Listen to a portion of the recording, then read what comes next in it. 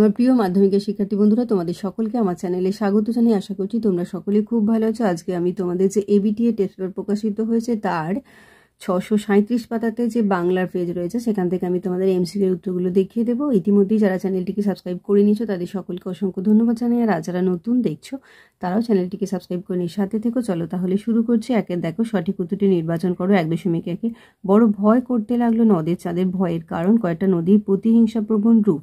1.2 তপন মূলত মামার বাড়ি এসেছে, এটা হবে গয়টা বিয়ে বাড়ি উপলক্ষে। 1.3 সোনা মাত্র অমৃত ফতোয়া জারি করে দিল, ফতোয়া শব্দের অর্থ হলো কয়টা রায়। 1.4 অসুখী একজন কবিতায় কত ঘুমিয়েছিলেন, এটা হবে গয়টা ঝুলন্ত বিছানায়।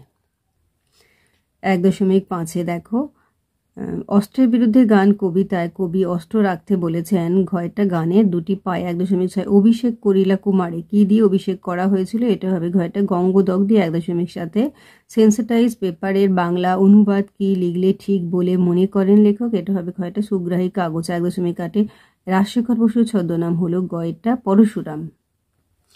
1.9 দেখো, কুইল হলো, এটা হবে কয়টা পালকের কলম। 1.10 পুষ্পে পুষ্পে ভরা সাকি চিহ্নিত পদটি হলো কয়টা করণে বিপসা।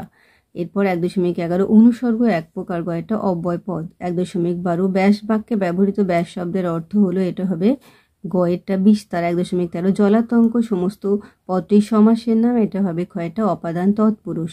1.14 অপরাধ করেছো তাই শাস্তি পাবে, গঠন অনুসারে বাক্যটি, এটা হবে গয়টা যৌগিক বাক্য। 1.15 আহা কি চমৎকার দৃশ্য, বাক্যটি কি জাতীয় বাক্য, এটা হয়ে যাবে গয়টা আবেগসূচক বাক্য। 1.16 মহাশয়ের কি করা হয়, এটা হয়ে যাবে, এটি কোন বাচ্যের দৃষ্টান্ত, এটা হবে গয়টা ভাববাচ্য। 1.17 যে বাক্যে কর্মকর্তারূপে প্রতীয়মান হয় তাকে বলা হচ্ছে গয়টা কর্মকর্তৃবাচ্য।